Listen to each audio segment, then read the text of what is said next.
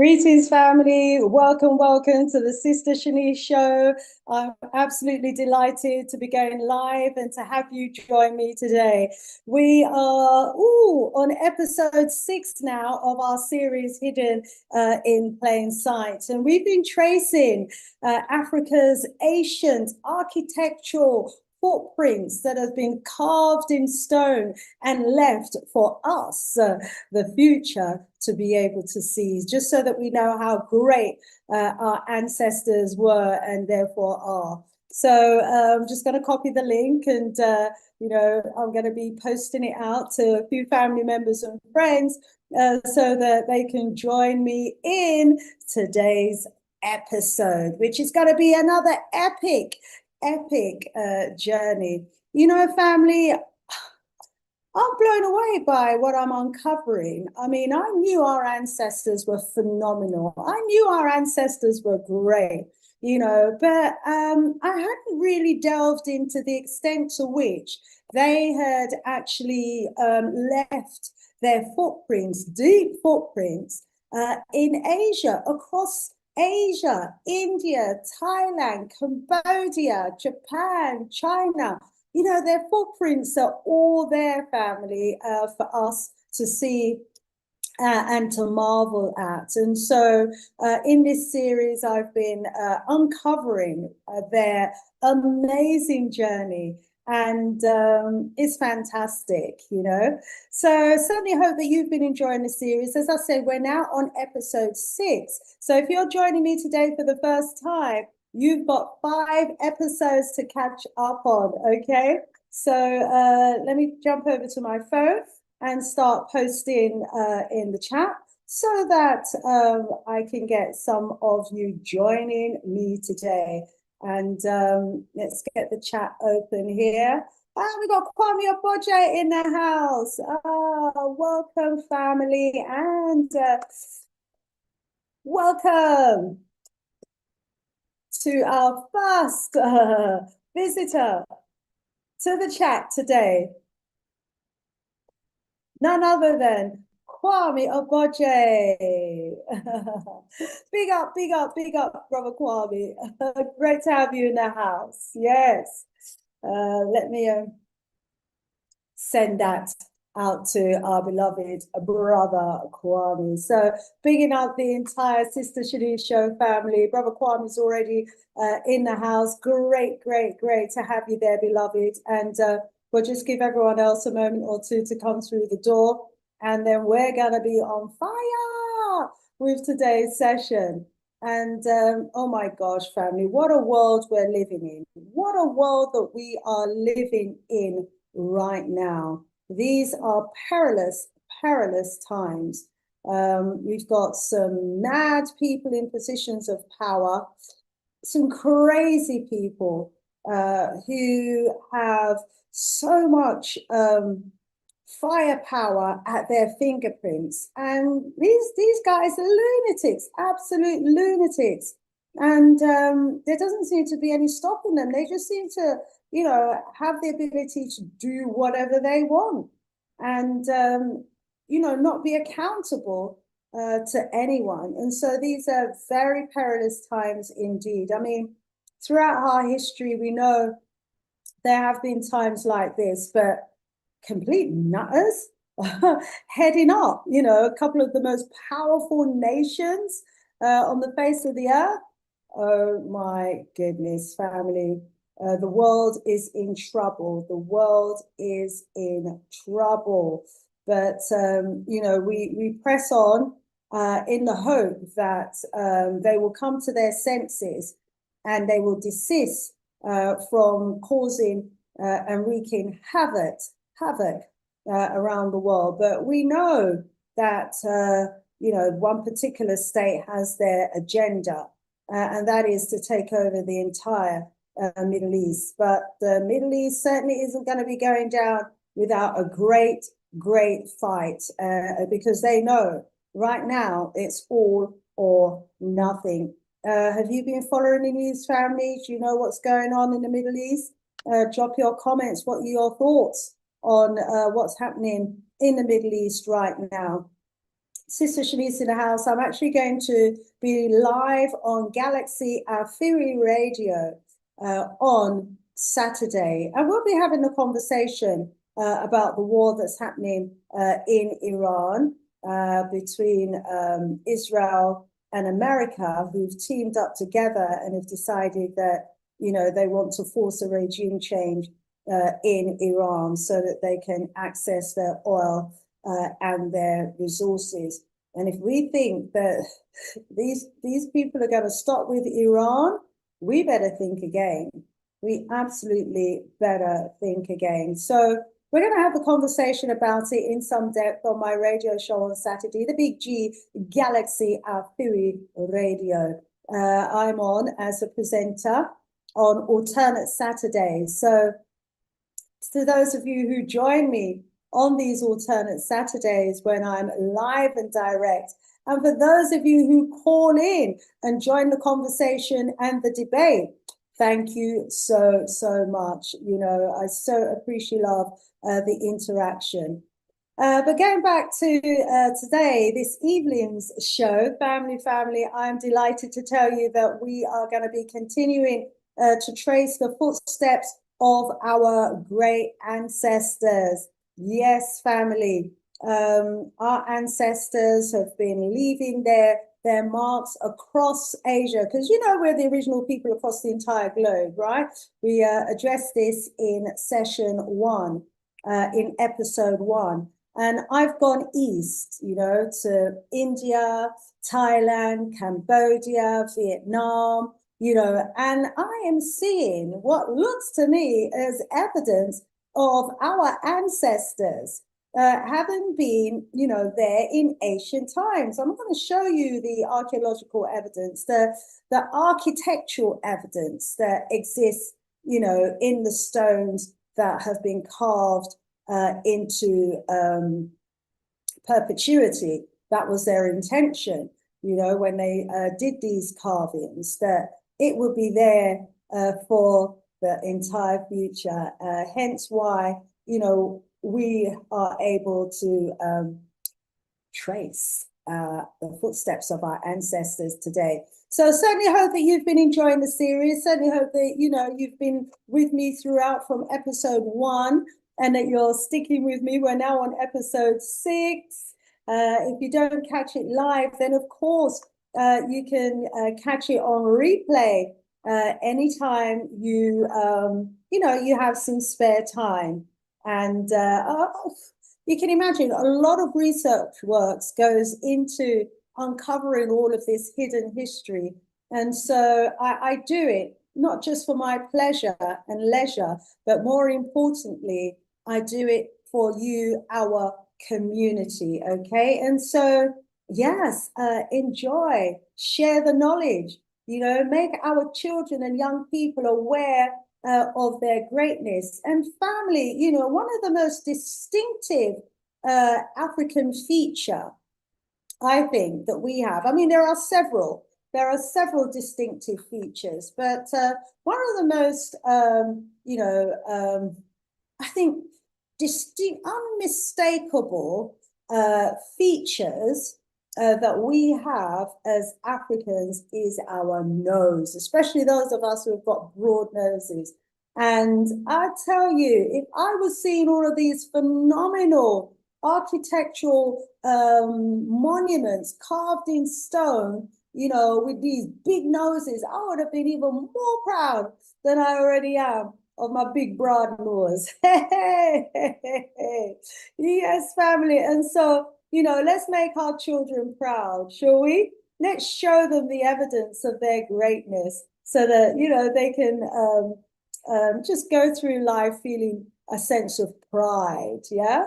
So, yeah, all of this work is for you and for our children and children's children, because I've been able to get hold of some images of some of these monuments, yeah, from the research that I've been doing. But, you know, in about 20 years, 50 years time, who knows? They could be removing all of this from the internet. So don't take it for granted that we have access to all of this information now.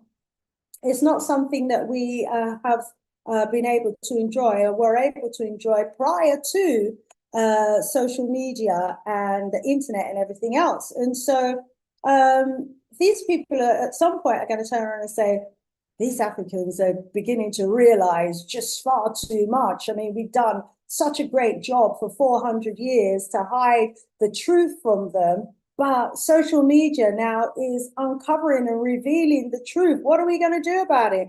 And some bright spots probably going to turn around and say, let's remove all the evidence from the internet. And so don't take it for granted, family, that we are able to access this information. Make sure that what you do is you archive this information, you download it onto your computer, you put it into your own presentations and deliver it to your children, during Black History Month.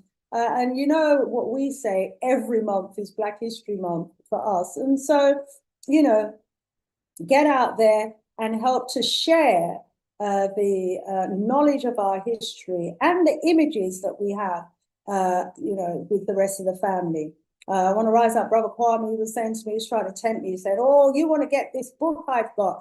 It has the most amazing photos of the Angkor, it's the Angkor Empire that his book was featuring. And he showed me the price of it, and it was going for like 70 odd pounds. I'm like, I don't have no sponsors to do my show. Why am I going to be me spending 75 pounds on a book? But yeah, this is the value of just one family of the regions that I'm covering in this presentation. And so make sure that you do keep it locked. Okay, so we're going to be going east again on our journey. We're going to be going across Vietnam, India, Cambodia, Thailand, and we're going in search of the truth. We're going in to investigate the evidence that our ancestors have left behind in stone. Okay, and I just want to big up our ancestors, because they must have known that there would be a time like this when they would need to remind us of our greatness. Okay, and they thought to themselves, how can we do this? If we write, then if they're colonized or if they're invaded, the invaders or the colonizers will simply burn all the books and burn all the scrolls. And they said, well, we can do some, ornaments. And I said, no, they'll easily destroy those ornaments. And then someone said, well, we've got to carve the features of us as great ones into stone, huge monolithic stones, into cliffs, into mountains that cannot be easily destroyed. Monuments that will last for centuries after centuries. This is what we've got to do in order to be able to communicate with our future. And oh my gosh, it's so, if they hadn't done this, we wouldn't be having this session today. So let's rise up our ancestors. And that led me to thinking, what are we going to be leaving behind, family?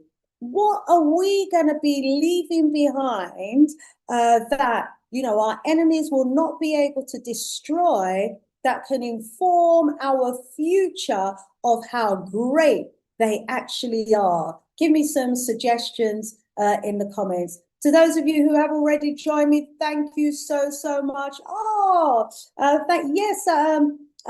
Curtis Rizal, thank you so much for your love gift. Have you heard from Dr. Winters lately? I messaged him a couple of days ago, and he did message me back. I didn't actually speak with him, but yeah, he did message me back to say all is well and he's okay. I know he didn't do his live last Thursday, but he said he is well. Thank you so much for asking and for your concern. I'll pass your message on, and thanks again for your love gift. To those of you who have joined me in the house today already, thank you so much. Yes, Brother Curtis, yes, I heard back from him via WhatsApp. because you're concerned, I'll actually make sure I put a phone call in just to double check on our beloved Dr. Winters, my mentor. Debuff is in the house. Rise up. Good afternoon to you. It's good evening here. Where are you, brother or sister Duff? Saying good afternoon. Karen's in the house. Rise up, Sister Karen. Great to have you in the house as well. We've got.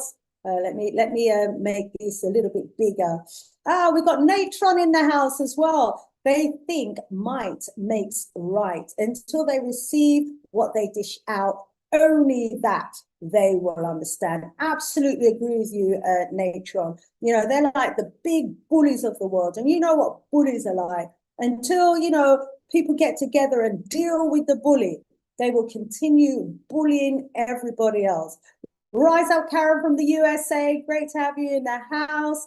Yes, you're afraid for American people. And there are so many people from the UK who are in places like Dubai right now. I even have a niece in Dubai, and she was on the phone all night the other night to her mum. The bombs were going off in the background. My sister could hear the bombs in the background. Oh my gosh, my daughter was in Dubai up to about a year ago as well. Oh, and there's a lot of young people who are in Dubai as teachers and doing those sorts of jobs, you know, nursery nurse type jobs.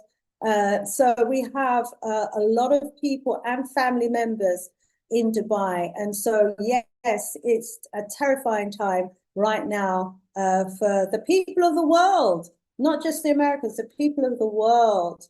Rise up, Sister Karen, my favorite Wednesday event. Thank you so much. I'm honored. We got Cousin Lynn in the house. Rise up, sis. Rise up, my car. Sending much love back to you. Thank you so much for joining me today. We got Kwame Aboje in the house. Rise up, brother Kwame. He says from Bangkok to Tokyo, Africans are across the planet. Yes, indeed. Back then and even now as well. Although, you know, it may not appear so in the mainstream media. Yes, rise up, rise up. Yes, Kev, you said, I hope Dr. Clyde went to his, okay, I was late last week and he never came on. Yes, yeah, Baba Clyde, yeah, we're calling your name, Baba Clyde. So, like I said, I messaged him a couple of days ago and he did message back, but I'm actually going to give him a call just to check and make sure he's okay, because, yeah, he normally religiously does his lives, doesn't he? Kev, they're telling people to leave, but they can't get out. That's right. You know, they can't get out. And the extent of the carnage and what they're doing is not even being revealed on the mainstream media, you know? Yeah, the airports have shut. These are, it's just awful, you know? People have gone over on holiday and they find themselves caught up in a war. It's really, really awful. Oh, wow. So family, let's, you know, hope for the best, that our ancestors will protect our loved ones out there in the East and all our people who may be caught up in this senseless war. Okay, as always, I've got so much that I want to get through, family. So I'm going to start very early today. We're going to be talking about the hidden faces in plain sight. We're going to be looking at Africa's architectural legacy in Asia. Yes, that's right. Our ancestors have left evidence of themselves in stone. There are those who will look at these stone monuments and say that they're not Africans. So, but I want you to look at them as well, family. And I want you to tell me if these monuments in stone do or do not look like us as Africans, and whether you think, you know, they look like our African ancestors. What we do know is that, you know, we had an ancient presence across the entire globe. So it makes absolute sense when you think of, you know, the height of our creativity and ingenuity and science, etc., and our ability to carve into stone. that our ancestors would have did that wherever they went. They would have carried their culture with them. And, you know, they would have left behind that ancestral memory, would they have not? So it makes absolute sense that we ought to be able to look around the world and find evidence of our ancestors. It's one thing to say that, you know, our ancestors migrated out of Africa and populated the entire globe. But there are those who will say, oh, no, they never. They just stayed in Africa all the time. And if they did migrate out, where's the evidence of it? And of course, those who don't want to admit the fact that Africans are the indigenous people of all the continent will try and hide, you know, all of the evidence, you know. And so our ancestors had to go to great lengths to etch their images into stones in order for us to be able to look today and see the evidence of their greatness, and so that we've got and we can preserve their ancestral memory. And, you know, if we believe that these are our ancestors that have been etched into stone, then we need to recognize as Africans, don't we, that, you know, we have a duty as well to try and protect those sacred temples and those sacred sites. Last Strong, I was going through some of these sacred monuments, and I showed you two huge monuments in Afghanistan that had just been blown up. You know, the face, you couldn't, was unrecognizable. It had sustained so much damage. And this is what has happened to many of our ancestors' great grand monuments. And unfortunately, you know, we're too weak as a people, I feel, to be able to protect them, or we just are not aware of what we can be doing to protect these huge architectural monuments of significant historical value to us as a community. So, but without further ado, let me, I think, turn to the presentation. Let's check the chat one more time. Rise up. We've got a few more people joining us in the house. Great. Black Justice. Yes, rise up, rise up. Brother I am's in the house as well. Great to have you in the house. You managed to log on today, which is good. We've got reparations in the house. Reparation, or is it repatriation? In the house. Welcome, welcome. Great to have you in the house. Right, let's go back over to Zoom, and let's minimize everything else for now so that I can get the presentation up and ready to share with you our wonderful audience. I certainly hope that you've been having a phenomenal strong, some say weak, I say strong. Certainly hope that yours has been a phenomenal strong so far, and that, you know, everything that you've been putting your heart to, your mind to, I just hope it has just been coming into fruition, and that this is a new season for you. And if it is a new season for you, enjoy the season, okay? Make the most of the season and enjoy it, because, you know, life is short, and so we've got to do what we can in order to ensure that, you know, we are working towards accomplishing our goals. So we've got to be, you know, working towards our goals on a daily basis. On a daily basis. Right, let's go over to slideshow. Right, so just lining it up, family, and getting ourselves ready to go. Let me check on my phone, make sure that I'm coming through. What you should see on your screen is across continents and centuries, the message in stone. So that's what you should see on your screen. I'm just checking it myself right now on YouTube, and yes, that looks correct. So welcome, family. to episode 6.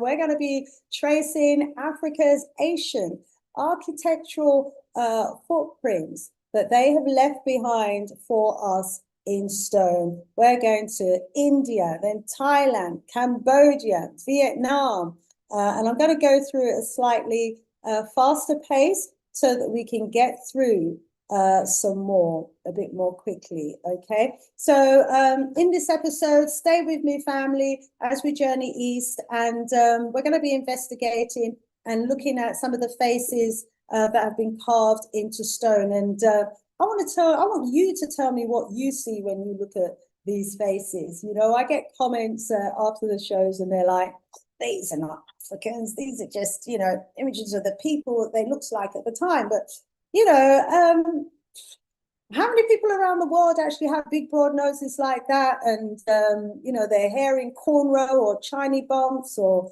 you know, tight coils? I mean, come on now, come on now. I think there is, you know, and there are some deep questions here that we all need to be asking ourselves, including those who don't look like us, who might want to, you know, try and continue with the myth that they've been perpetuating for centuries, to try and suggest to us that we as Africans don't have a history, only to discover that we are the original people, you know, of the planet, and that we've been around for possibly millions of years. And you can't be around for millions of years and not rise to the sort of heights that our ancestors obviously did prior to their destruction.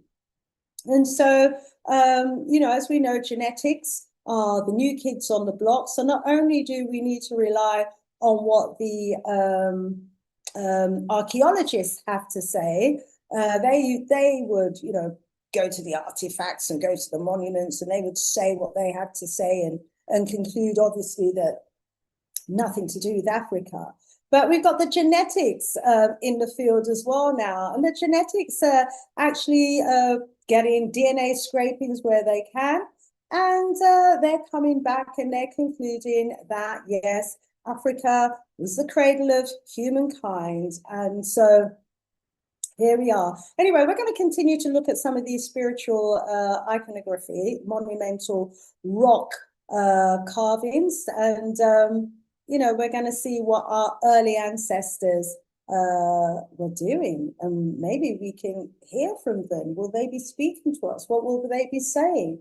What will they be communicating to us about their geniuses, their understanding of science, their understanding of engineering, their understanding of geology, stonemasonry work, art history? I mean, it speaks volumes, doesn't it? So let's follow the evidence, family. Let's get into today's session, but after a quick recap. So in episode 1, we traced the origins of humanity to Africa itself, being the cradle of civilization. And we also presented scientific evidence to show that, you know, we were the indigenous people of every continent. And that basically laid the foundation for our larger investigation, because if we have the evidence that we were the original people of all of the all the continents around the world, where's the evidence of it? And so this is us going in search of the evidence to show that there is, in fact, evidence that we were the original people of all of the continents. And then in episode 2, we had to demonstrate, well, if we're the original people of all the continents and we originated in Africa, how did we get to all of these different places around the world? And I produced evidence to show that ancient Africans were the masters of the sea, and that we actually used the ocean currents as our superhighway around the world. And it took us to the Americas, it took us to Asia, it took us even as to Europe. And there's evidence from the knowledge that our ancestors had of navigation and sea currents that they were able to make those trips. In episode 3, we actually started looking at the ancient ancestors' spiritual legacy. And we're still there. There's just so much evidence of ancient spirituality that, you know, 3 episodes on into that segment, and we are still there. We've been looking at, you know, deities all around the world, and they are all depicted with black skin, broad noses, full lips, coiled hair. If that's one thing, you know, all of these ancient deities had in common. And the older the deities and the older the monuments, the blacker they are, family. In episode 4, you know, we honed into China, Afghanistan, Cambodia, and India. And we were looking at some of these statues and icons. And we were looking at the striking similarities of their features, such as the dark tones, broad noses, coiled hair, etc. Episode 5, we continued our journey across the centuries and the monuments in stone. And today is episode 6, and there's still so much more. But we're, you know, going to continue to get up close and personal with some of these forgotten faces of the ancient past, because, you know, these are magnificent monuments, and they deserve, you know, a close look. And to be honest, it wasn't until I actually started doing the research around this that I began to realize the extent to which, you know, there are so many magnificent monuments around Asia with features that look to me to be blackety black African. Right up to Dr. Clyde. I like when he says that, blackety black. By the way, family, if you're not already a subscriber to this channel, please do subscribe, like, and share the knowledge, you know, because in so doing, you know, you'll be making more people aware of how great we actually are. And, you know, hopefully some of the young ones will be like, wow, if our ancestors could do that, I could do that too. Yes. Rise Up Brother Kwame says, family, check out our history books by Baba Ivan Van Satima and Baba Ranonka Rashidi on the global African presence. Absolutely. Rise up, rise up. My born day is March 1st. We'll get this book. Rise up, sis. Sister Karen, one more year pandem. Yes, one more year pandem. I hope you had an amazing day. And thank you for, you know, getting my book. To those of you who haven't already got a copy, please do. It's called Hidden in the Shadows of Ancient Britain, an Erased African History Restored. And, you know, I was born and raised in Britain, family, and I had no idea of the extent to which we had such a phenomenal history that goes back tens of thousands of years in Britain. My gosh, England, Ireland, Scotland, Wales, we are the indigenous people of the land. And I didn't even know until I started doing the research. And if you want to know, you don't have to do all the research like I did. You don't have to spend years, you know, getting up at 3 in the morning and doing the research. You can just get the book. It's all in there. Well, not all, because there's just so much, but there's more than enough in there, family, for you to get your teeth into, and for you to be coming away saying, wow, wow, wow, wow. Ah, family, our ancestors are incredible. Phenomenal. Rise up, Dee Dee. Rise up, Doravel. Great to have you in the house as well. Okay, let's jump into some of the slides. Now, as I said, we're going to be looking at some of the hidden faces around parts of the world where you hardly see black faces on the mainstream media. However, that doesn't mean that there are not black faces there in the country. It just means that they're not on our screens and we don't see them and they get cut out. And also, you know, it's deliberate why they are, you know, avoiding to show our people in those countries as well, because the faces that you see on the front of the TV screens for all of these countries are the images of the invaders and the images of those who, over time, you know, through selective breeding, have been, you know, come to what they look like whitened today. But anyway, we are working within the context of the real world, as Africa being the birthplace of humanity, the birthplace of civilization. And by that, I mean the birthplace of us as Africans who civilize the world, okay? This is confirmed by modern genetics, that our earliest ancestors and the first humans on this earth emerged out of the African continent and did so possibly hundreds of thousands of years ago. They're still saying, oh, we've only been around for tens of thousands of years. But I just instinctively know that we've been around for hundreds of thousands of years. Jumping ahead a bit too quickly there. And, you know, in time, it will be confirmed more broadly. Now, they do have the odd few fossils that they have as evidence of our ancientness, if there's such a word. There is the Homo gibish, the Herotu that they found in Ethiopia. That's dated approximately 200,000 to 300,000 years ago.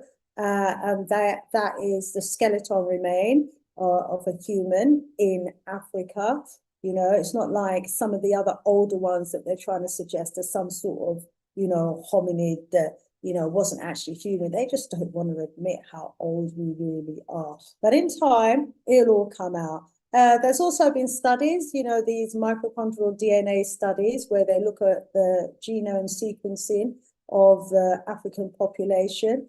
And from that, they can, you know, tell the migration, give rough ideas of when people began to migrate out of Africa. And I think people started migrating out of Africa 60 to 70,000 years ago. But I know we were migrating out much, much earlier than that. I just instinctively know.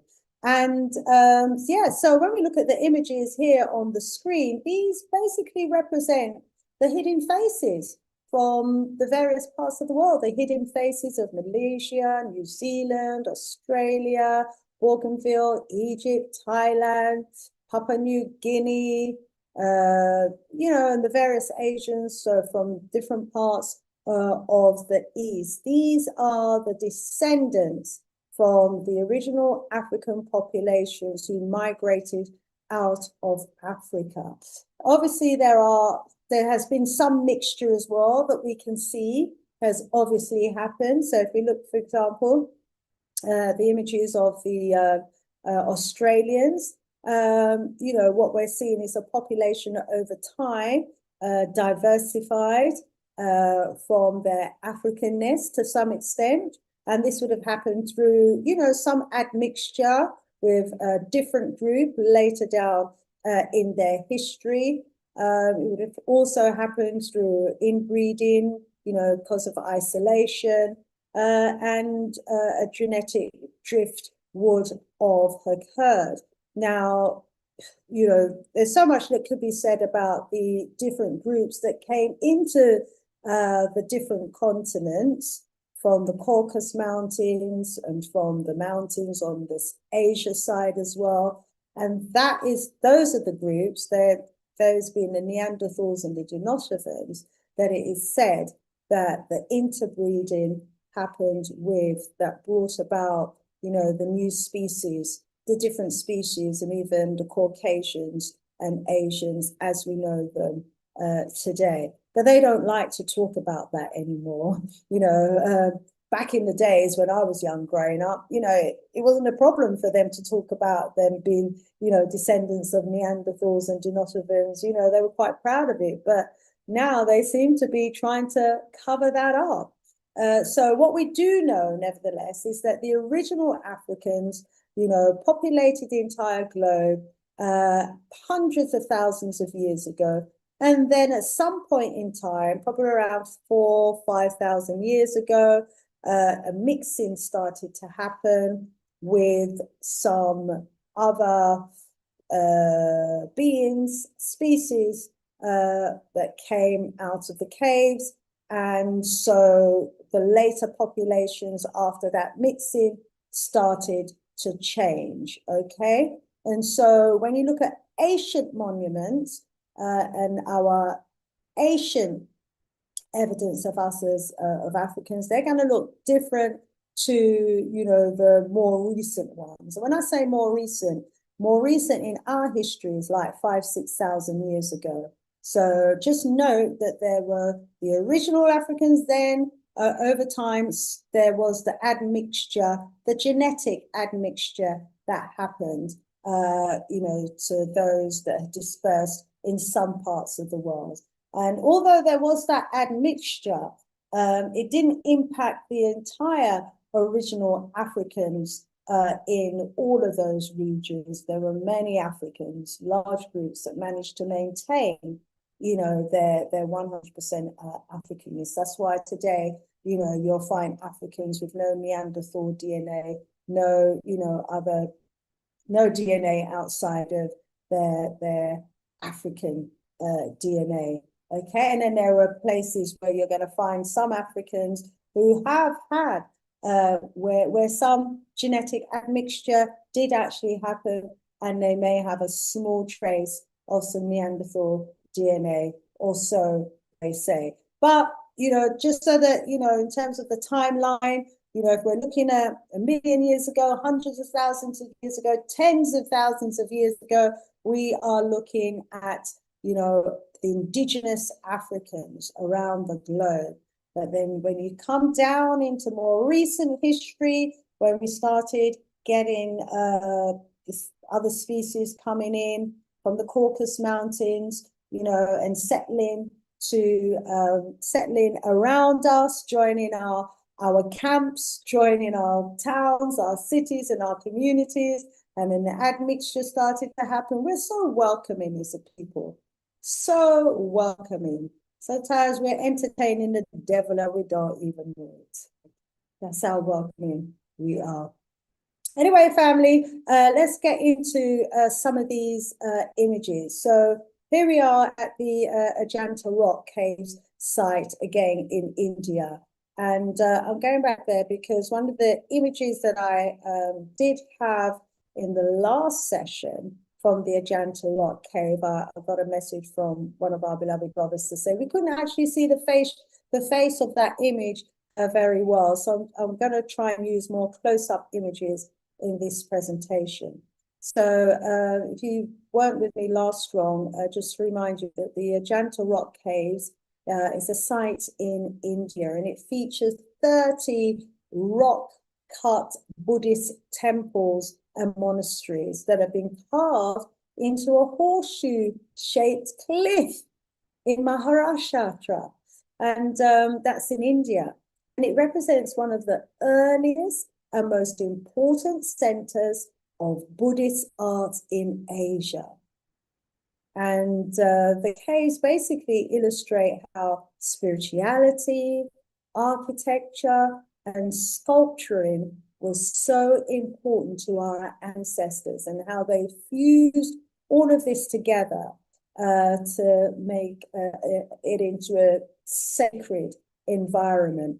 And those of us who have visited countries in Africa, for example, when I did my trips to Zimbabwe, I was taken to numerous sites, and they tended to be these sacred sites, and these sacred sites tended to be on mountains or up in hills, or, you know, they had sacred sites.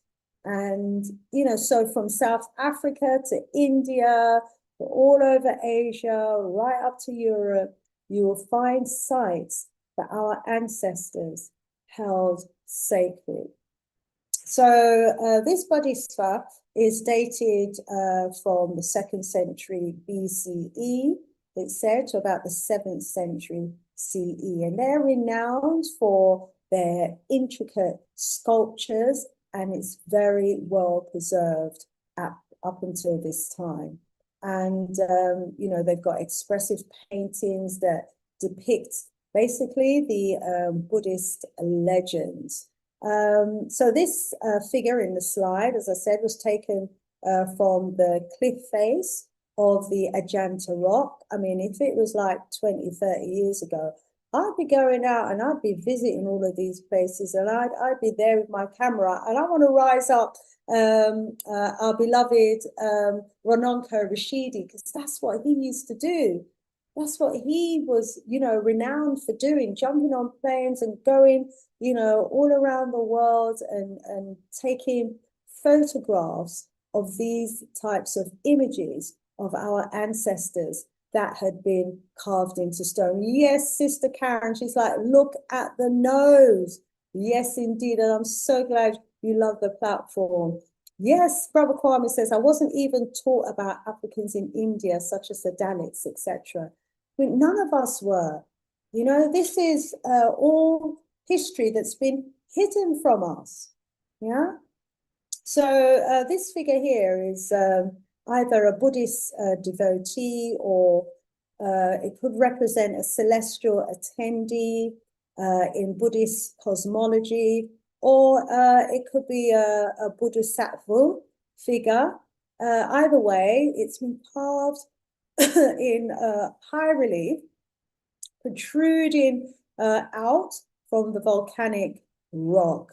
And like the Kushites of ancient Egyptian empires, the Ajanta carvings demonstrate advanced stoneworking knowledge and techniques, monumental rock-cut architectural skills. I mean, our ancestors obviously had major engineering skills as well. You'd require geological knowledge to be able to accomplish something like this, mathematical planning, and then you need your skilled artisans as well, and artists, to be able to put all these finishing touches. And just imagine, these pieces have stood the test of time. They've been around for thousands of years. Wow.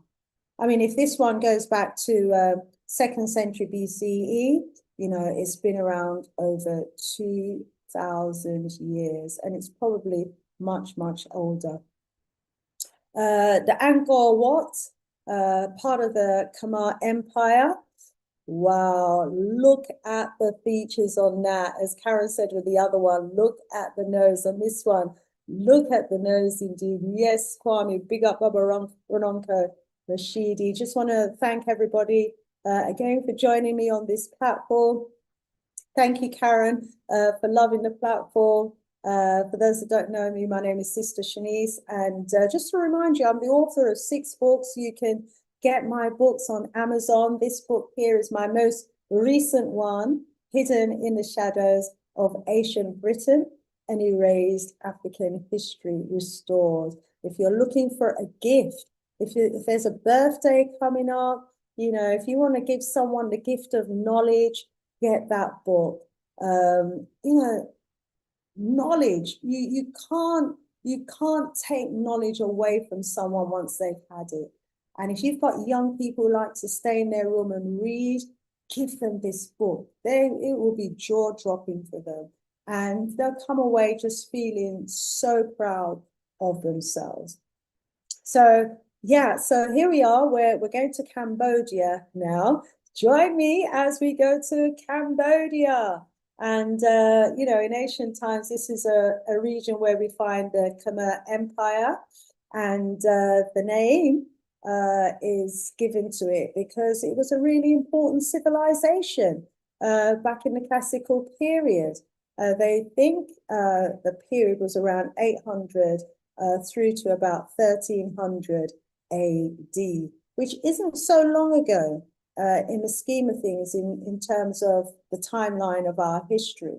So this great temple was part of the city of the Angkor in Cambodia and was built at the height of the Khmer Empire. The Khmer Empire.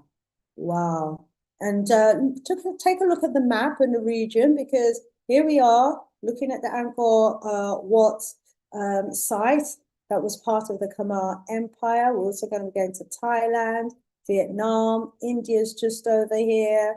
Yeah, so, you know, this whole Vietnam, this whole region here, you know, there's evidence that our ancestors, I think, anyway, I mean, this just looks like a sister to me. This looks like a kind of mother figure. Wow, look at that, her with her beautiful earrings, her crown, and her big, broad features, those unmistakable African lips, that unmistakable African nose. And if you look at the color as well, you can see that the original color of these pieces was brown, and it may even have been darker because a lot of things have been subject to whitewashing, as we know. Also, another image here at the Angkor Wat site. This is, you know, as I said, part of a huge temple complex. And, you know, this particular sculpture here, again, look at the facial features and the images on there. And that appears to be a Devata or a Apsara figure.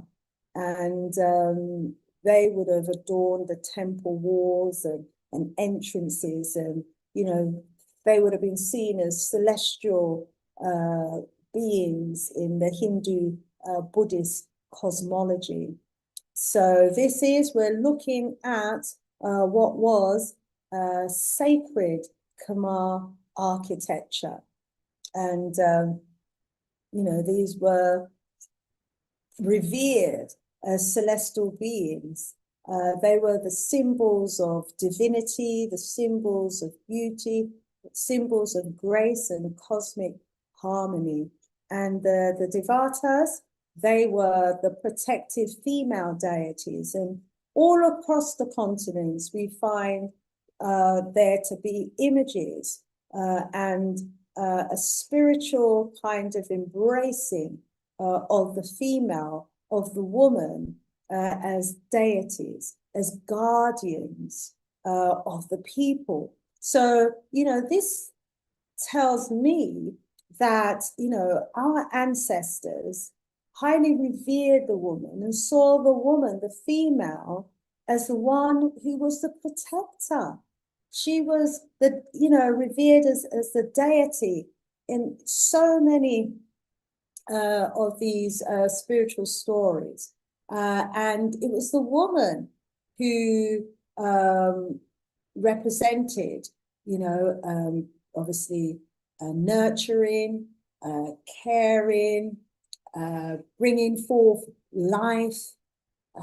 You know, she was the essence of life and was revered as such. And we see it over and over again on so many different sacred spaces across the different continents. And so we're looking, you know, at what would have been perceived as spiritual elegance, would have been perceived as the one that brings forth life, so fertility, abundance, and very importantly, divine protection. So rise up, rising up, the female protectors, the female for their spiritual elegance, the female for their ability to bring forth life and for abundance. Wow. So jumping from Cambodia, let's go to Thailand. From looking at flesh, from looking at stone to flesh.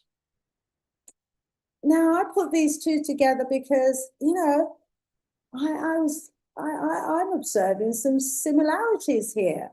Or am I the only one? Let me know what you think. So on my left, we've got a Buddha from Thailand.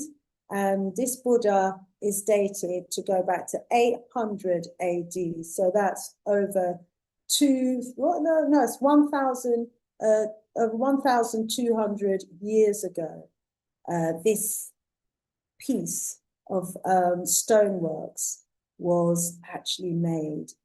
And if we observe the facial features of the Asian woman in the portrait image, the more recent one, I can see some similarities between this, Asian Oriental looking woman and the Buddha itself. And I can see the Africanness as well in our Asian sister there.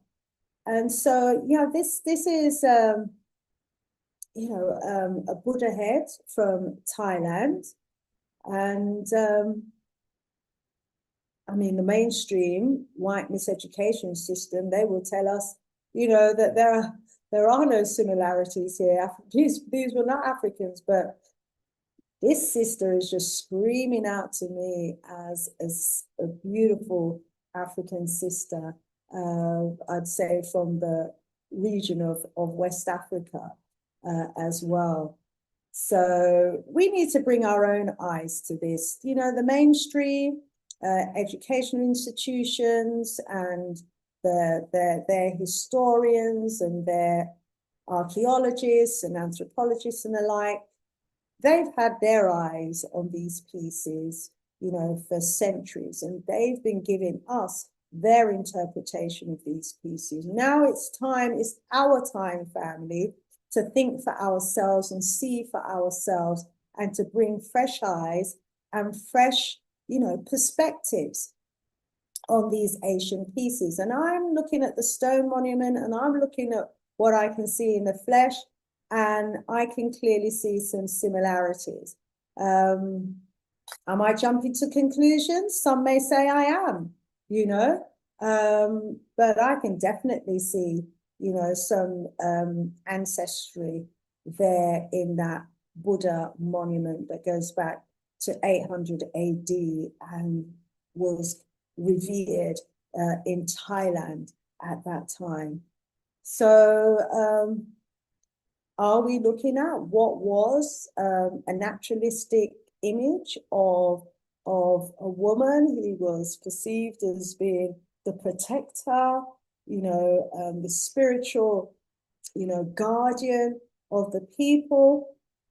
Or are we just looking at, a stylized, mythical kind of abstract piece of carving that's not supposed to be having any resemblance or similarities with anybody at all? Meaning that, they were just meant to look like some mythical person, not like, an African. And so therefore it wasn't Africans who were actually the designers, the artists, and the creators of these pieces. What do you think, family? Let's see what you think over here. Rise up, Brother Thomas. Good to have you in the house as well. What are celestial beings? Well, you see, back then and even today, some of us believe that angels are celestial beings, and some will say that they have guardian angels, and some will say they even see, their angels. But yeah, these were back in the days as well perceived as spiritual beings that could protect, our people. And, just like people have carved Jesus today and Allah today in the image of the Europeans and in the image of the Arabs, back then, I'm sure it would have been appropriate for us to have carved our images of our guardian angels, our celestial angels, in our own likeness. Rise up, Karen. Thank you so much. And she says, similar crowns and headwear. Similar crowns and headwear to to us, the Chinese bumps. Certainly look like Chinese bumps, what we would call Chinese bumps. And it's interesting, isn't it, that these pieces, these Buddhas, are all over China and other parts of Asia Tiny bumps indeed. Very similar crown. So, you know, I'm not jumping to conclusions here, I don't think. I think that what we were looking at in the past was a whitewash history. I feel that I can actually see some facial resemblances here in these ancient monuments. What do you think, Thomas? Can you see any facial resemblances here in these monuments? Or are our ancestors still hiding in plain sight? Imagine, you know, our ancestors were carving images of themselves into mountains, into rocks, to create huge monuments. And let's remember the field of genetics as well. You know, that's come about as a result of the work of Sheikh Anta Diop. And that field of genetics is changing the narrative, it's confirming, yeah, that the original people and the oldest fossil remains that the archaeologists have been digging up and drawing their white images of are not at all white. They're highly pigmented people, yeah, that means they're Africans. And there are many authorities, and some of them I talked about in the earlier episodes as well, who have written about and have talked about from a scientific perspective about the linkages between Africa and China, and Africa and Asia. And I also brought to your attention a newspaper article, and that article was talking about the genetic discovery that links the people of China to Africa. It should be the other way around, but you know, and obviously, so the genetics are playing a major role now in the field of history, and they are uncovering what the archaeologists were trying to cover up. And they're coming out and saying, yeah, the original population of most of these regions that they're looking at were indeed us as Africans. Okay, let's have a look at some more faces, shall we? Go from the stone to the flesh. And so, you know, if we look at some of these faces, look at the ones on the left in this picture. They speak to us as indigenous people with deep origins, possibly, of the people of China or the people of Japan, very similar facial structures, the broad face, the slant eyes, the very almond-shaped eyes, you know, whoops, I jumped forward a bit too quickly there. So are these descendants of the early African population that we know at some point in time were the original people of China? Or are these more recent migrants who had migrated into Asia about 60 to 70,000 years ago? Are they the descendants of those second wave of founding populations in the southeastern Asian region? Whether they're the descendants of the original or later groups, what is clear to me is that we can see, you know, the feasibility of us as Africans having the appearance that we're more familiar with today of Chinese. These are dark complexion. You just change the complexion to a lighter skin and you're looking at a Chinese person.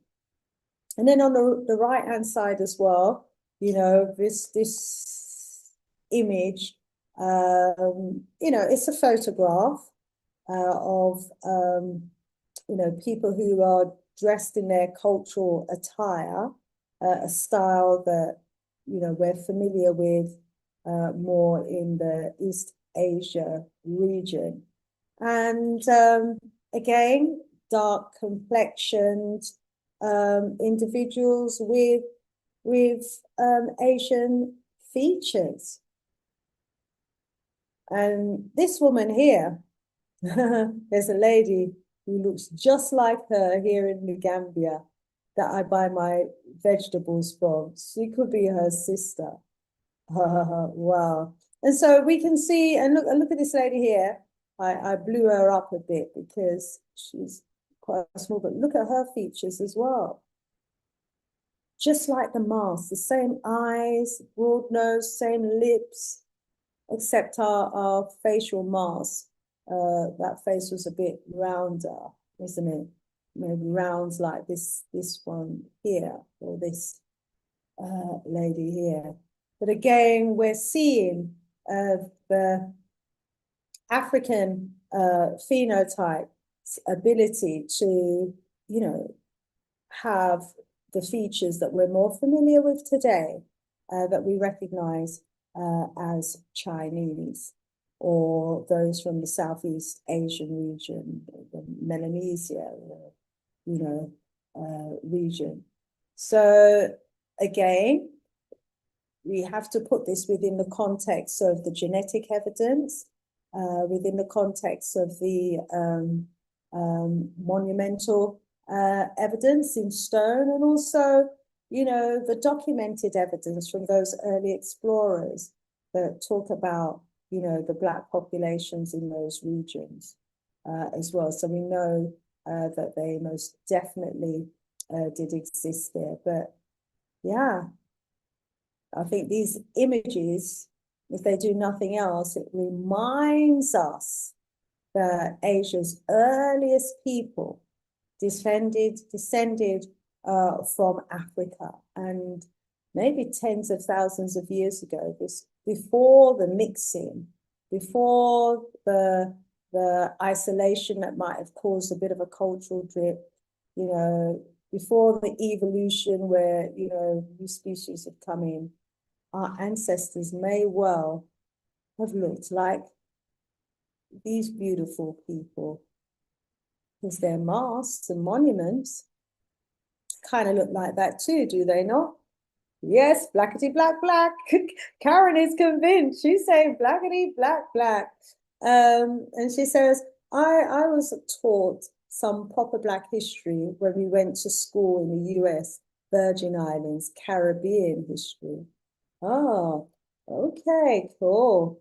And Kwame saying he wasn't taught about the original Madonnas either. Yeah, I'm going to do a separate episode on the Madonnas, definitely. Rise up, rise up. Global greetings from Nevis in the Caribbean. Welcome, our Cableland.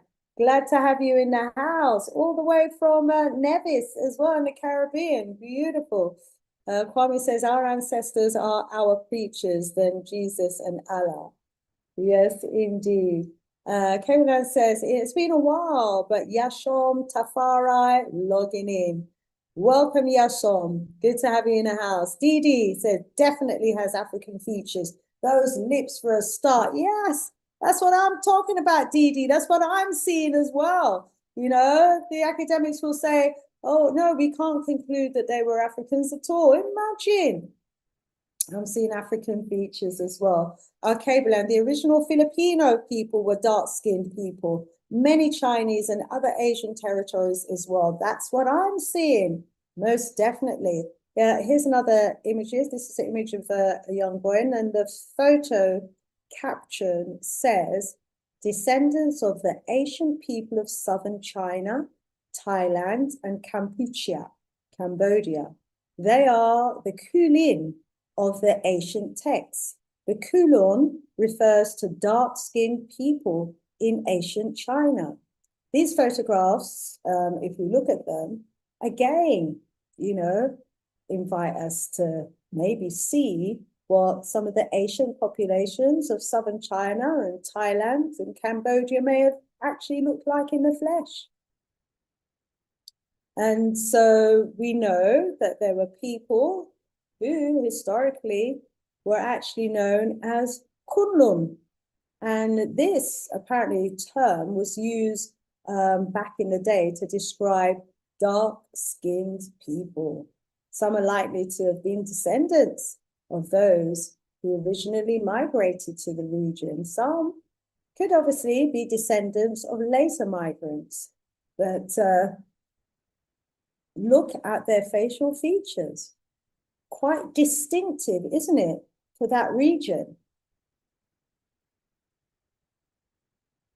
And what we can see that can't be denied when you look in the flesh, you can see the rich melanin skin tones. You can see the strong facial structure. You can see the full lips. You can see the broad nose. You can see the tightly textured hair in the younger man's picture there. And again, these are features that just remind us of the majority of people on the continent of Africa. So we're seeing, are we not, that people with rich melanin, melanated skin, were living in China, and they were known as the Kunlun. It was a term used for dark-skinned people. So there we have it in the history, back to our days of antiquity, a name that tells us that dark-skinned people did indeed live in those regions. Rise up, family. You know that. Those of you in the chat are having that conversation. Black Chinese. So the caption in this one, if you can't see, it actually says, are East Asians as different from Africans as we think?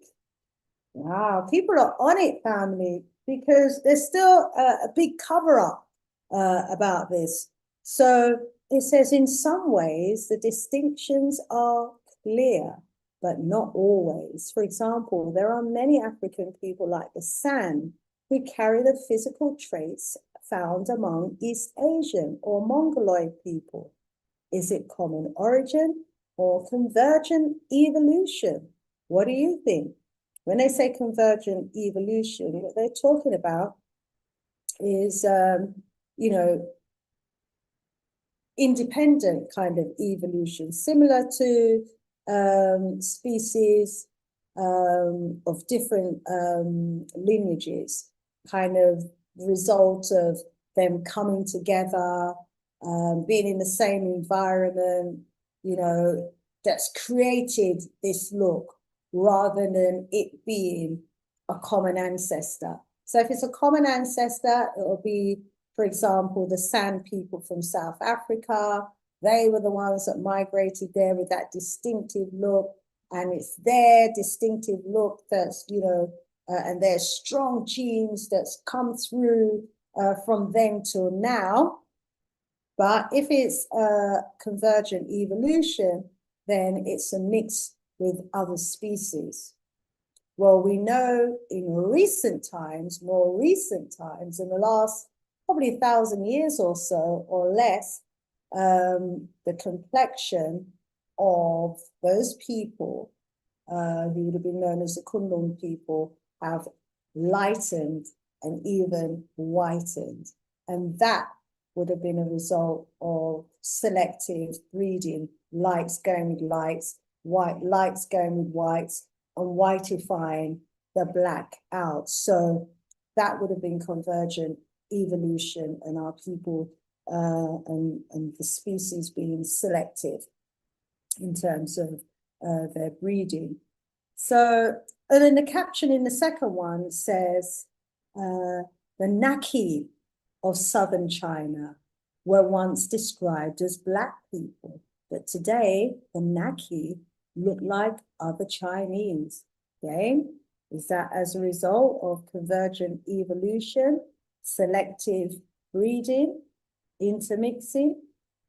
But you know what we can see, Nakis here, and like other Chinese, you can see, you know, the facial recognition.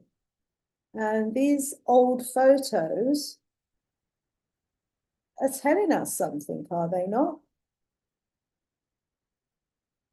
So these are two images here, and yeah, they raise important questions. So we've gone from stone now to looking at people in the flesh to see if we can identify any commonality or similarities between the stone images and the actual people who were known to have occupied the region up to fairly recent times. And, you know, we're asking, are these the descendants of the original Africans, or are they descendants of more recent migrants to that area? Or are they, you know, the few that remained prior to the, you know, environmental convergence and the evolutionary convergence that is happening there? So, but they raise important questions for us as Africans who are looking for our people around the world. You know, are they the descendants of the Sand people? You know, there's similar facial structures, but then you've also got people from West Africa with the round face that, again, we see so often all across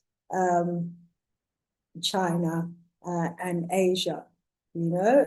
And so, and here you can see we've got the elongated look as well that goes back to the Kushites and the Ethiopians and the Nilotics. So we've got the different types, and then you've even got those who would have the West African look as well. And so there would have been mixing possibly from these different groups of Africans as well, or, you know, with the shared origin that takes them back to Africa anyway. One root, different branches offer the same root. So here we have the Naki people from southern China. Yeah, black faces. But as we're saying, their appearance and their classification today has changed, but we're going back in time. So from a scientific standpoint, what the genetics actually confirm, remember, is that the Chinese are able, certainly these ones, able to trace their roots back to Africa. And those lighter skinned Chinese who have African humanity and African DNA obviously would have been the results of the convergence, the convergence between whatever species it was and the Africans that intermixed to create the lighter complexion that just with selective breeding and interbreeding became lighter and lighter. So we got the Naki people who were known as black, and we've got the Naki people who were known as black as well. So there's a history there in the name as well. Yeah, and let's remember we had our African ancestors who arrived in this part of the world around 60 to 70,000 years ago. So they certainly did exist and were there. We're looking for their descendants. Let's jump to the next slide. So here's another group. This is a rare 18th century painting of the renowned Khmer when they were still a Black African community. Right, this is an artistic depiction of some earlier photographs. And again, they can provide us with some valuable insights into, you know, the communities that existed in China right up to the 18th century. So from a scientific standpoint, again, we can see the genetics, the African DNA in the Asian population, in the Khmer people. It's difficult to argue against them not descending from the early Africans, I would imagine. I'm sure someone will try and argue otherwise, but it certainly looks that way to me. How does it look to you, family? Yeah. Are all these photos in your book? No, they're not in this book, but, I may well, do a book on the African journey around the Asian world, because it's just so fascinating. I didn't really have that much of an interest in it until I started looking into it. But yeah, family, do you think I should make a book out of this? And only say yeah if you're gonna buy it, guys. Take a really put time to do a book, I'd have to be working. It'd take me the rest of the year to work on it. DZ says, I've seen similar images of early Japanese people. Yeah. Karen says, in the USA, you only hear about the same handful of blacks. Yeah, this is what they do, isn't it? Try and give us the impression that, there's only a few of us, and we're strategically positioned in these certain countries, and that's where we are. Rise up, Brother Kwame. Osei is in the house. Brother Kwame, what is he saying? He's saying there was also a process of caste type, meaning the lighter you got after mutation, race mixing, the unspoken rule was that you marry someone who was as light as you. Yes, yes. So there were political reasons as well, and probably, linked to that, economic benefits for race mixing and for lightening and whitening. This is what they do, isn't it? Rise up, Brother Kwame Osei, good to have you in the house as well. So, we're looking at, in my opinion, descendants of early African migrants here, who may well have been the descendants of the original people of China. And, they're depicting their culture here. And yeah, I agree, Kwame. After centuries of intermarriage, political integration, race mixing, lightening, whitening policies, it transformed the look of the population to what we have here now today across Asia. And we know that that's what happened in North Africa. We know that as a result of the invasions from Turkestan and Turkey, and the invasions of, all of the white women that came down from the Baltic regions, and were the sex slaves of the African elites and royalty, and that we saw the lightening and the whitening happen across North Africa. And it is what it is today as a result of those centuries of intermixing, interbreeding, lightening and whitening. And so this is clearly what happened and is happening and continues to happen today in China. So, yeah, the physical appearance, the complexion has shifted over the generations as a result of that mixing, as a result of, yes, the mutation, the lighter you got after mutation, race mixing. Yes, all of that had a role to play. Agree with you on that, Brother Kwame. So these images, as they say, pictures speak 1,000 words, don't they? And so, we've got our the etymology of some of these words that we've been looking at. We've got arts, we've got the monuments, we've got genetics, the DNA study. There's so much evidence that points to, us being the original people of China, the ones that had populated the region until recent time. Yet that history is just hidden from us. So it's for us to do the digging, it's for us to do the research, It's for us to ask the questions and go in search of our African ancestors. Yes, someone mentioned Japan. There's Yasuki as well, who apparently was a 16th century African man who became the first documented foreign-born samurai in Japan. Now, it's an interesting story because I thought it was given that all the original samurai people in Japan were African, were black. But anyway, there's this story around Yasuki as if he was, you know, a novelty, being born in Africa and brought to Japan, it's said. And he then went to serve a powerful warlord named Oda Nobunaga. I've got further on in here, I've got the etymology of a number of Chinese words that are African in origin.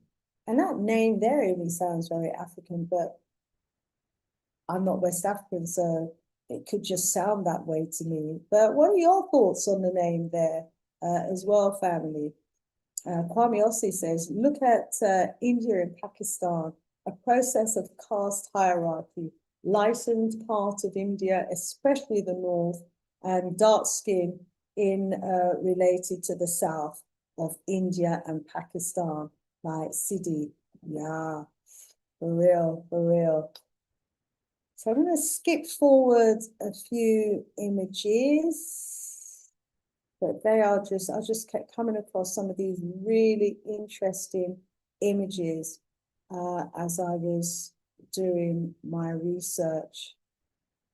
Wow. So let's now jump back to, you know, the images that have been carved into stone. This is a sculptured stone head from the Wat Phra That Lampang Luang, and it's basically related to the northern part of Thailand, and it's a Buddhist site, and it's, you know, as with the other Buddhist site, identified as a site where they have these guardian figures or yaksha that go back to early Thai or Southeast Asian Buddhist art. And we can see in the map there, we were in Cambodia just a little while ago. And we're going to go to Thailand and Vietnam, and we were in India as well, that's just over here. But this is a Buddha site that's in the region of Thailand. And look at this face. And it's interesting how they all have this elongated ear style as well. And we see many Africans, we've seen Africans, you know, that put the big hole in their ears. So this may well have been a style in a way, or was it an earpiece that they wore in their ear and over their ear? I've seen some with the women, and they had like jewels and little roses at the end here. Well, does anybody know anything about these earpieces, earrings, ear dressings? Oops, let's go back. It jumps forward too quick. And look at the shiny bumps again. Look at the cane rows. Don't that look like cane row? You know how you cane row your hair? The big lips, the broad nose. And, you know, they wouldn't typically identify these sites as being African, you know, but when we start to look at these powerful monuments and their images, and it's just screaming out, you know, African, is it not? So again, you know, this particular stone head would have represented a powerful spirit in early Indian and South Asian religious traditions.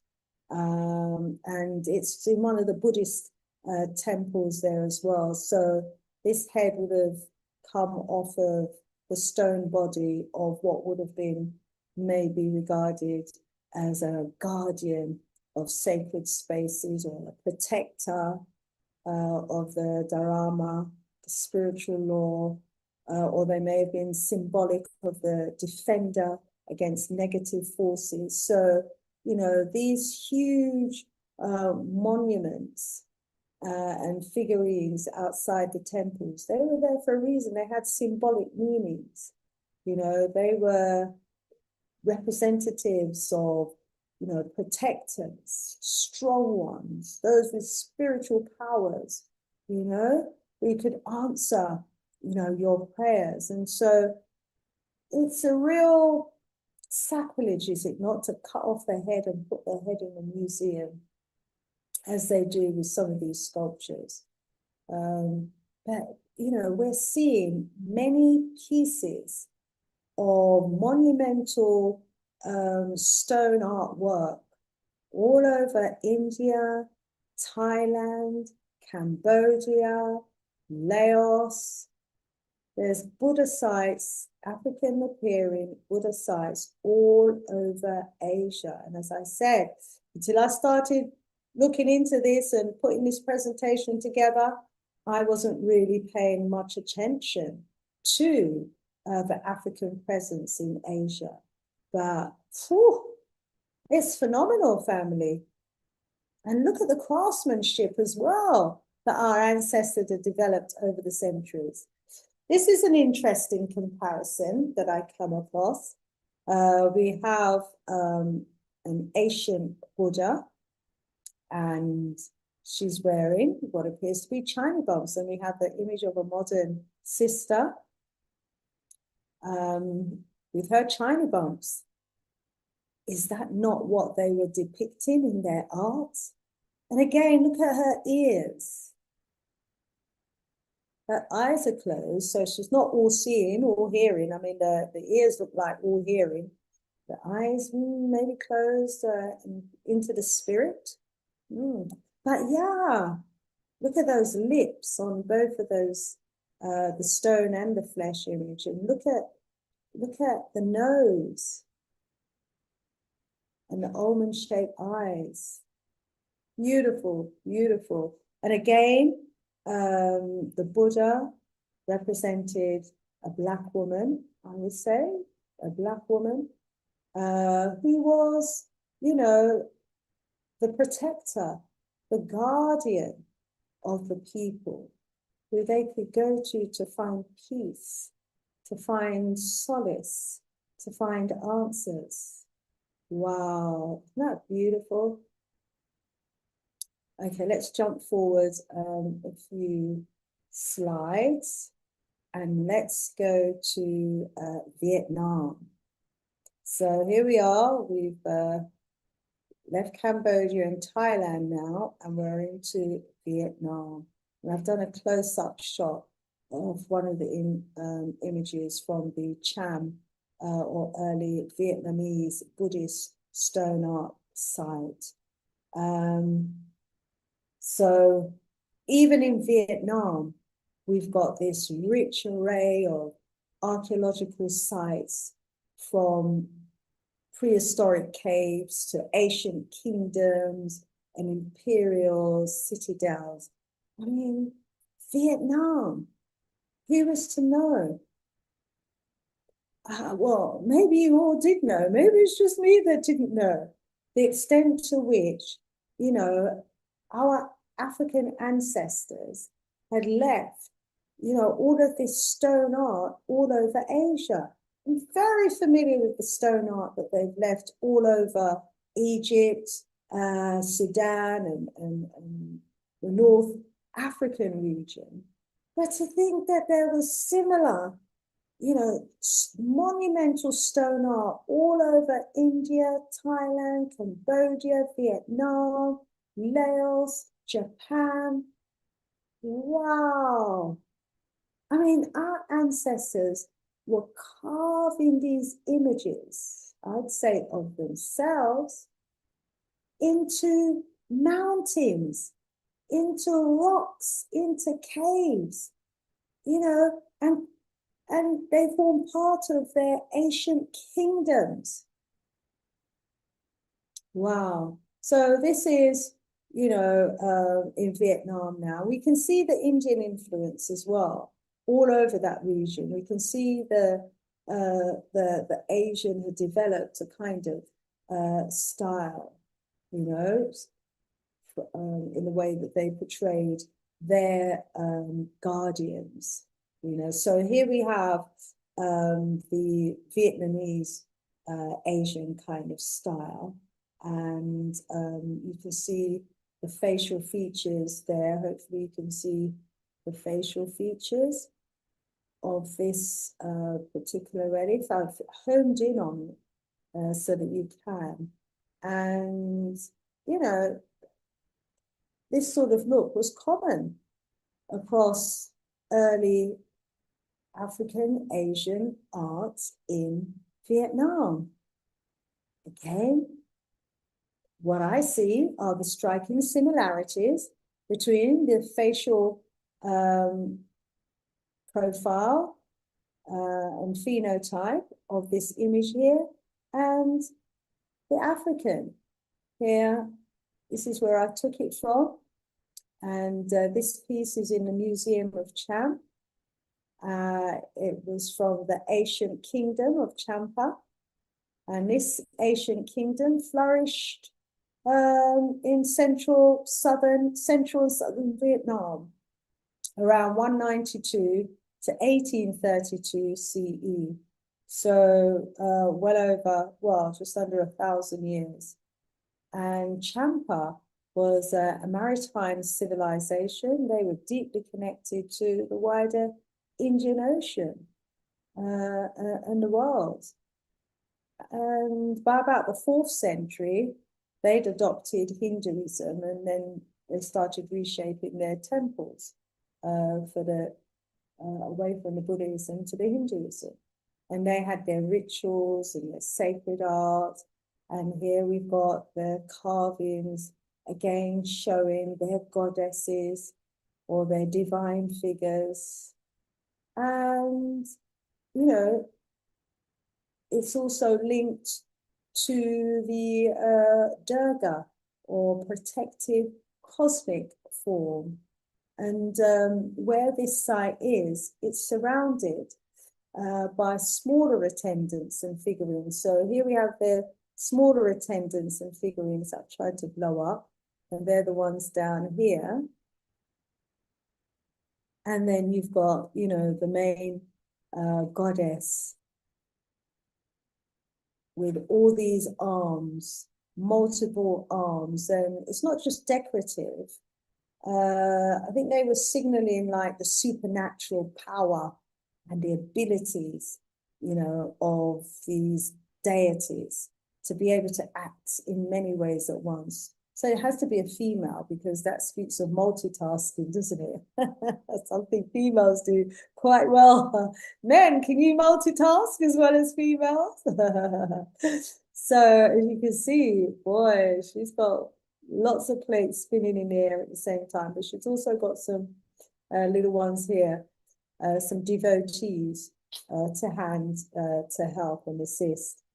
So you've got this supernatural being with the ability to do many things at once, the ability to protect, the ability to defeat chaos, the ability to provide, the ability to, respond to the needs of their followers. And so this image is really significant because, it's again showing, I think, what looks like our ancestors who traveled the seas, over the oceans. We know that they traveled, yeah, but what we're not often told and shown is what they left behind on their travels. And yeah, they took up roots in these countries as they traveled, and they would have settled in these new lands. And they would have brought their culture, their artists, their ability to carve in stone with them. They were doing that in Africa. So, from Africa, we're seeing you know, these guardians, these stone deities, you know, from Angkor to the Buddhas of the Baminian that we looked at last strong, to the colossal figures of Egypt, this Champa one, the stone monuments in Afghanistan, across India, you know, colossal figures, and all very similar in terms of what they're declaring, that divine protection at the heart of their community. And they may have been speaking different languages from Japan to Vietnam to China to India, different languages, but they were communicating the same message through these sacred, powerful carvings and figurines that are still with us today, long after these kingdoms have risen and fallen. You know, these guardians in stone are still there until today. Whether they'll be there in another 50 years or 100 years' time, I don't know. For that reason, maybe I ought to put it in a book, and the figures and images in the book as well, so that if someone picks up the book in 200 years' time, if there's no evidence of it because they've blown off all the faces, hopefully they'll find a book with the images in it. And wouldn't that be wonderful if we could find a book with the original Sphinx face before the nose was blown off, and, you know, all of those wonderful stone monuments, you know, that were around the temples of Egypt. Wouldn't it be wonderful if there was a book that was 1,000 years old that had those images in it?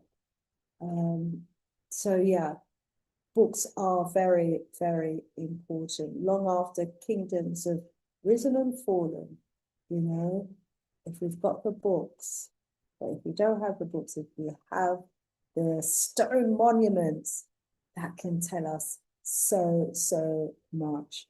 There's a couple of other figurines. These are the pair of Dwarapalas, and the Dwarapalas, basically, these are like gatekeepers, guardians, again, similar principles of guardians in the Hindu and Buddhist architectural origin.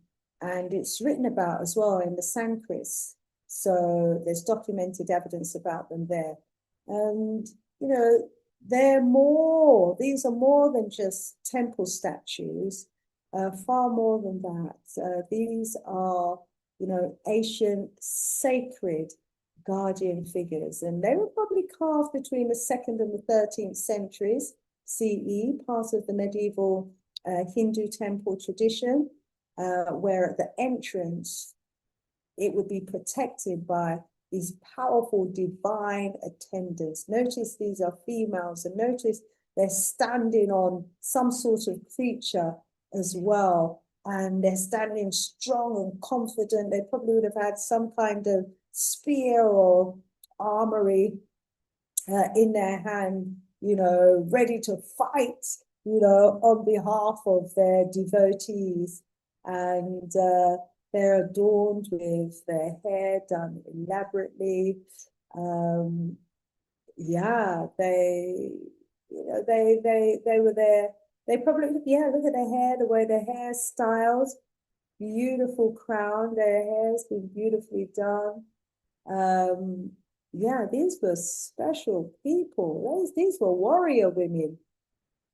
These were warriors ready to fight, you know, and protect their people. And so these would have been at the entrances to these Hindu temples. And all the time, you know, I would hear about Hindu temples, Buddhist temples. I didn't really pay much attention.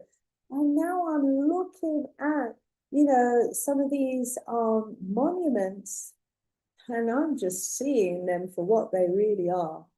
Wow. So these represented powerful spiritual guardians, and they would have impacted the lives of all of their devotees, and they would have been in a holy space as well.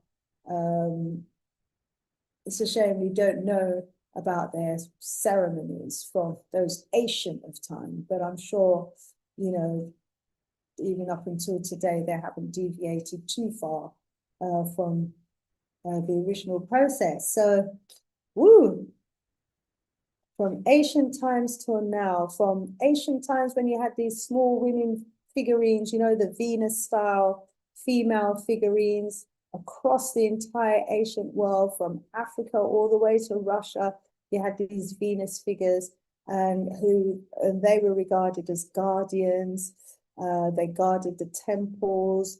You know, again, the female in ancient times, you know, wasn't portrayed as some weak species to be pitied and helped and, you know, whatever. She was depicted as powerful, as a goddess, as, you know, someone who was there to protect. And I'm seeing this over the ages as well.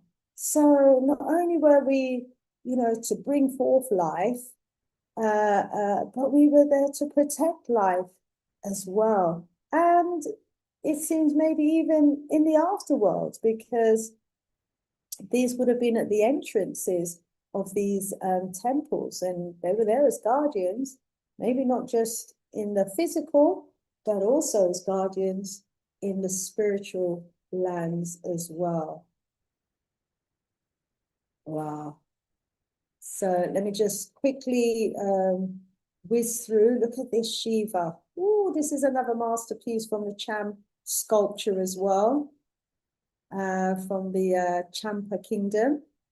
That's in southern Vietnam. And there was a civilization there that thrived for over 1,000 years, and it absorbed the strong Hindu influences from around the 4th century onward.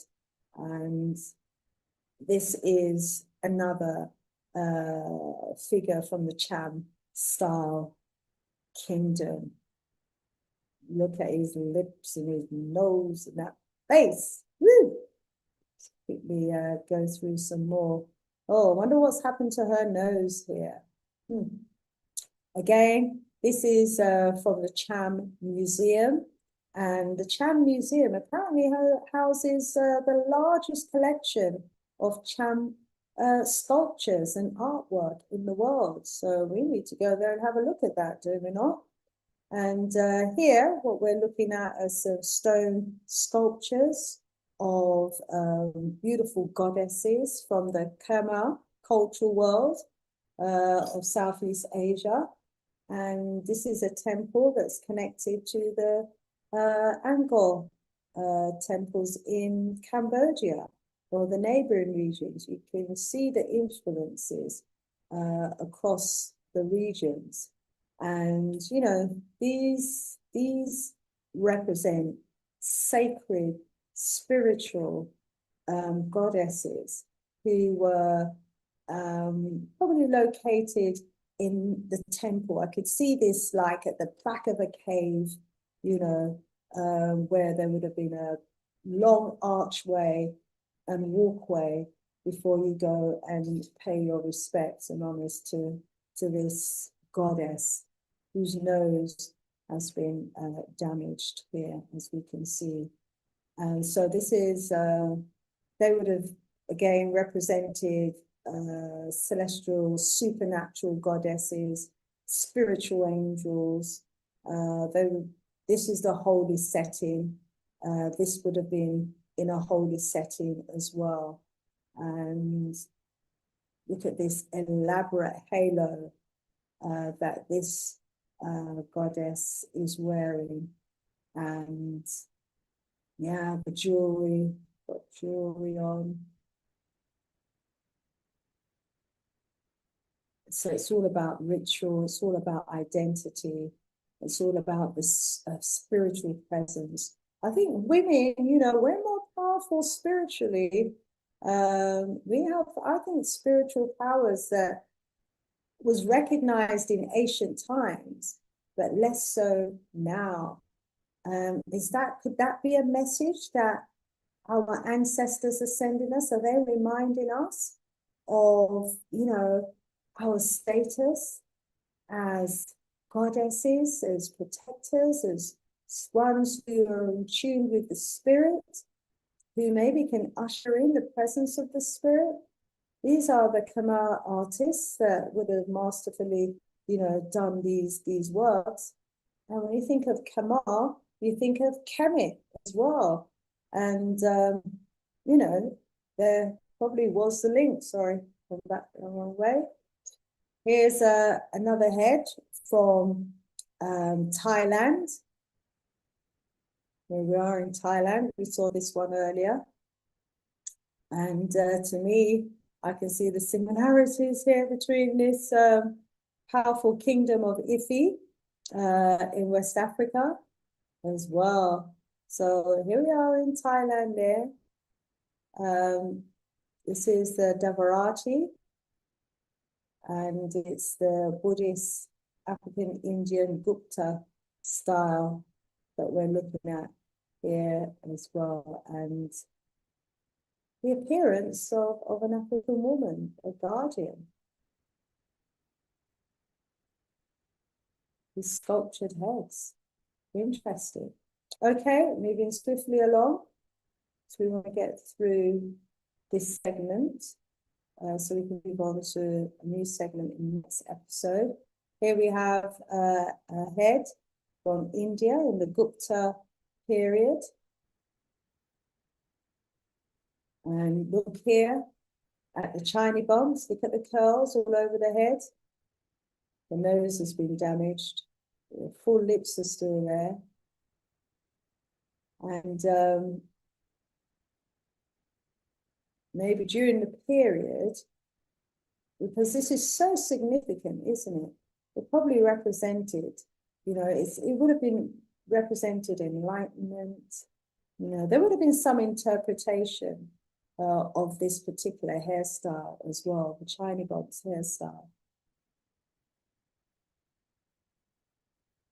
Facial features that have been damaged. Nose has been damaged here, but the hair is definitely a giveaway. This is from India.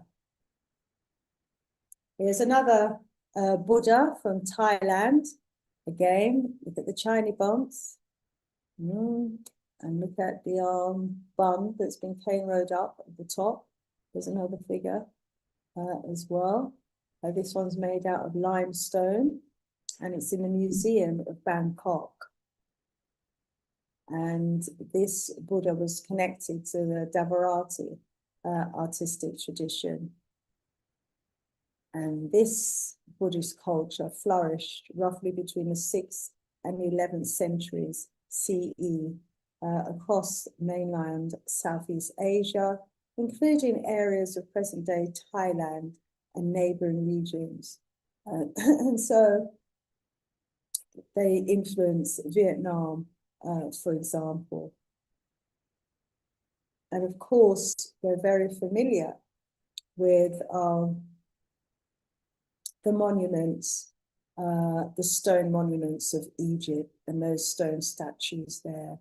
And there's no disputing who the indigenous Africans, who the indigenous people were on the African soil. And so, you know, we had African populations up and down the Nile Valley in Egypt, which we all know was a very highly civilized society. And they had kingdoms and empires that lasted for thousands and thousands of years prior to the invasion of the Greeks, the Romans, the Persians, and the others. So Africa is where North Africa meets the so-called Middle East, the Asian region. Asia's down here, off the slide.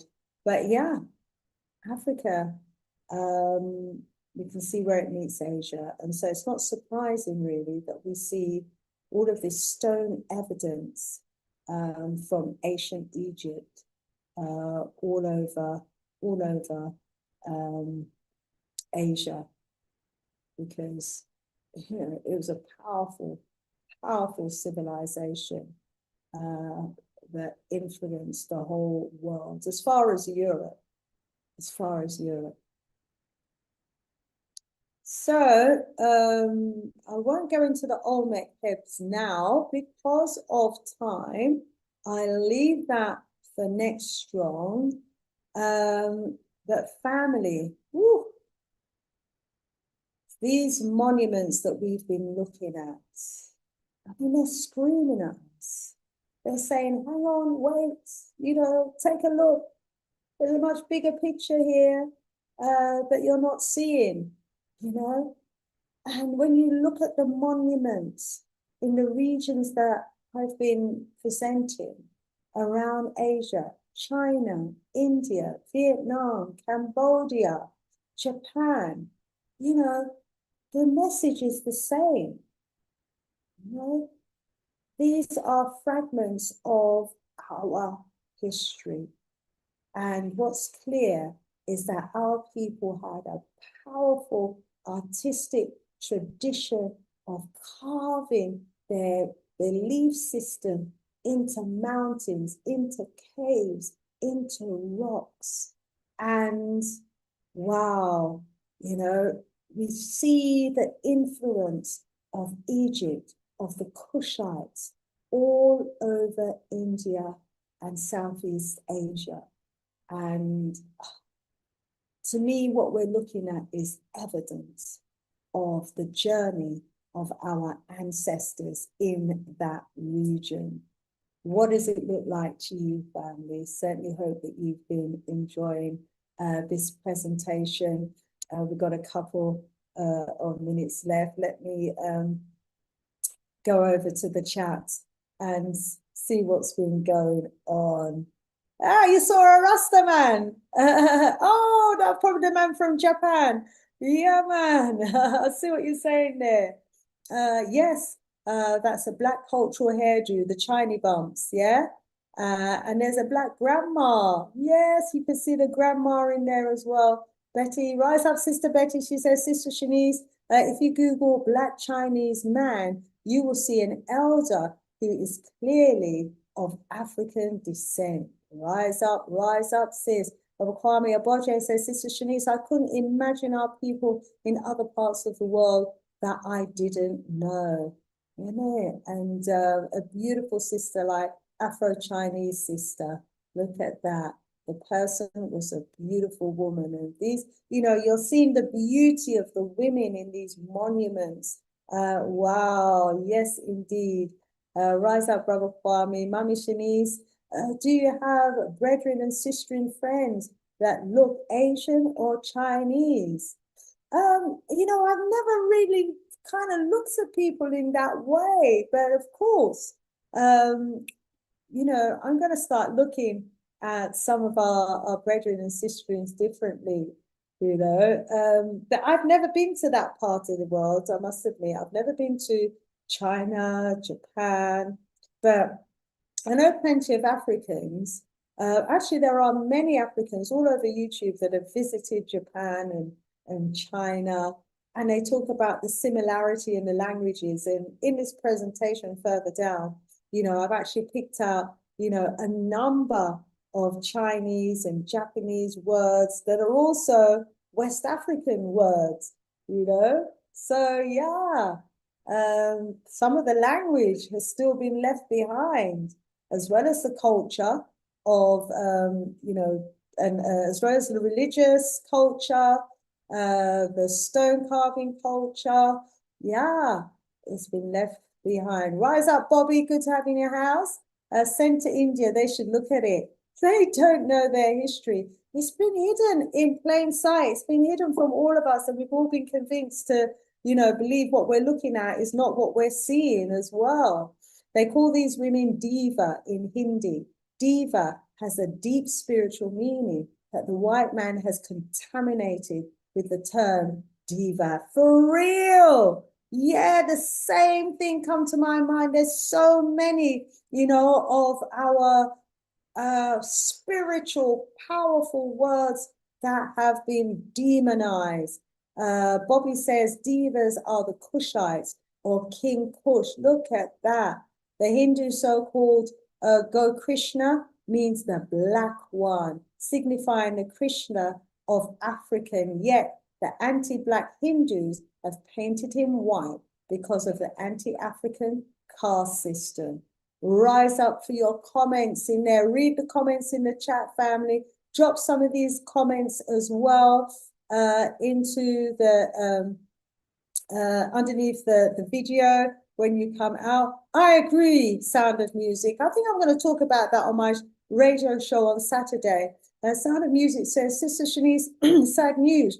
Traore signs Trump's American first health deal. We're going to have to talk about this first health deal. It's serious. Yeah, I don't know why he did that. Someone needs to explain to me why he did that. I don't know what's going on there, but I will look into it. Family, thank you so much for joining me today for episode 6 in the series, Hidden in Plain Sight. Please do join me next strong, all being well, for episode 7.